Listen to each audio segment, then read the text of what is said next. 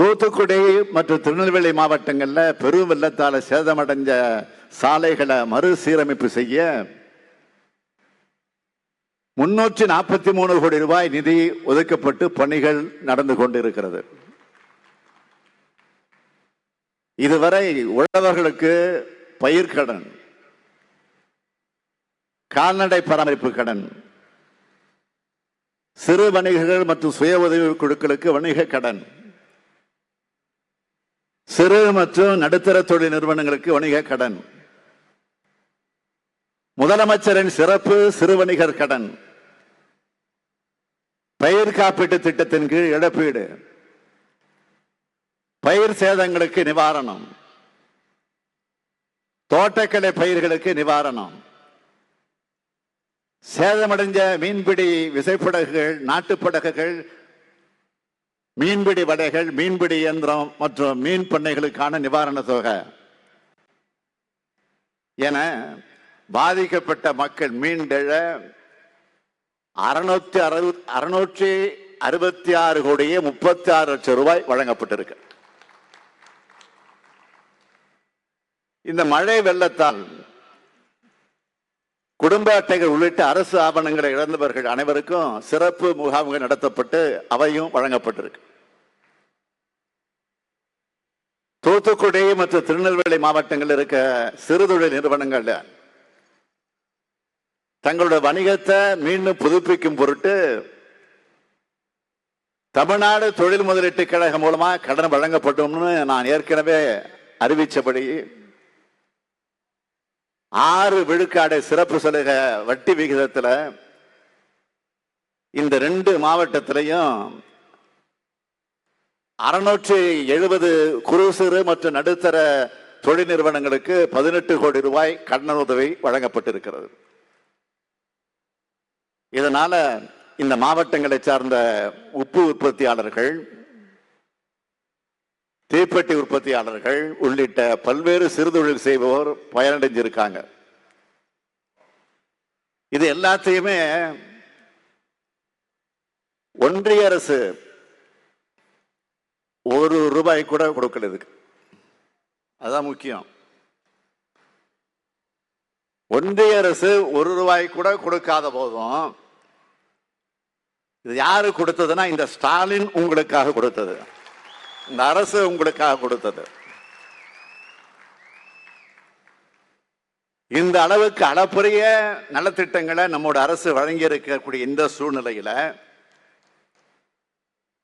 தூத்துக்குடி மற்றும் திருநெல்வேலி மாவட்ட மக்களுடைய நலன் கருதி தற்போது மேற்கொள்ளப்பட்டு வரக்கூடிய திட்டங்கள் மற்றும் சில அறிவிப்புகளை வெளியிடுறதுல நான் மிகுந்த மகிழ்ச்சி அடைகிறேன். முதல்ல தூத்துக்குடி மாவட்டத்தை பொறுத்த வரைக்கும் விளாத்திக்குளம் வட்டம் வேம்பாரில் 7 கோடி ரூபாய் மதிப்பில் வேம்பார் பனை பொருட்கள் குறுங்குழுமம் அமைக்கப்படும். கோவில்பட்டி பகுதியில் 10 கோடி ரூபாய் மதிப்பீட்டில் கோவில்பட்டி கடலமிட்டாய் குறுங்குழுமம் அமைக்கப்படும். இந்த குழுமத்துக்கான பொது வசதி மையத்தில் மூலப்பொருட்களை தரம் பிரிக்கும் வசதி, தானியாங்கி பேக்கிங் கூடங்கள்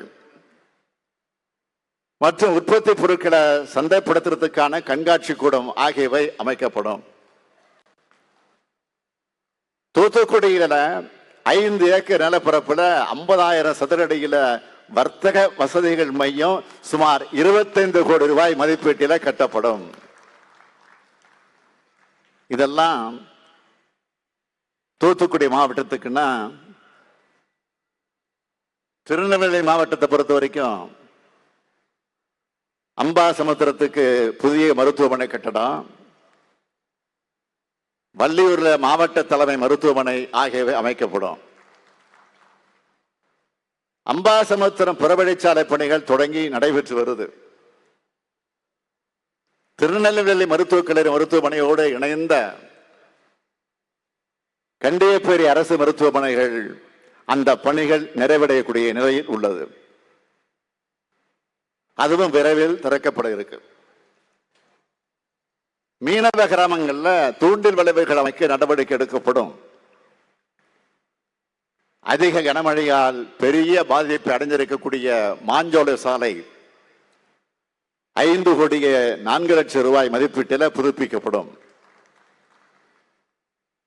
திருநெல்வேலி மாநகருக்கான மேற்கு புறவழிச்சாலை பணிகளுக்கான திட்ட அறிக்கை அரசோட ஆய்வில் இருக்கு. விரைவில் இதுக்கான நிர்வாக அனுமதி வழங்கப்பட்டு பணிகள் தொடங்க நடவடிக்கை எடுக்கப்படும் என்பதை நான் உங்களுக்கு மகிழ்ச்சியோடு இந்த நேரத்தில் தெரிவித்துக் கொள்ள விரும்புகிறேன். இது எல்லாமே தமிழ்நாடு அரசு மாநில நிதியிலிருந்து செஞ்சு தரப்படுது. 2 மாபெரும் இயற்கை பேரிடர் கடந்த மாசம் டிசம்பர் மாசம் சந்திச்சோம். இதனால ஏற்பட்ட பாதிப்புகளை சரி செய்ய ஒன்றிய அரசு கிட்ட 37,000 கோடி ரூபாய் நிதியை நாம் கேட்டோம். ஒன்றிய அரசு கிட்ட நிதி வரலங்கிறது மட்டும் இல்ல, தேர்தல் வரப்போகுத வாக்கு கேட்டு தமிழ்நாட்டு மக்களை சந்திக்கணுங்கிற பயம் கூட கொஞ்சம் கூட இல்லாம ஒன்றிய அரசும் நிதியமைச்சரும் பாராமுகமாக இருக்காங்க. நாம இதை கேட்ட என்ன சொல்றாங்க? உங்ககிட்ட சாதுரியம் இருந்தா நீங்க சாதிச்சுக்கலாமே அப்படின்னு ரொம்ப ஆணவமா அவர் பேட்டி அளிக்கிறாரு. அது அவரை வைக்கிற பதவிக்கு அழகல்ல. எங்க கிட்ட சாதுரியம் இருக்கிறதுனாலதான் இந்தியாவோட தலைசிறந்த மாநிலமா தமிழ்நாட்டை மாத்தி காட்டி இருக்கிறோம்.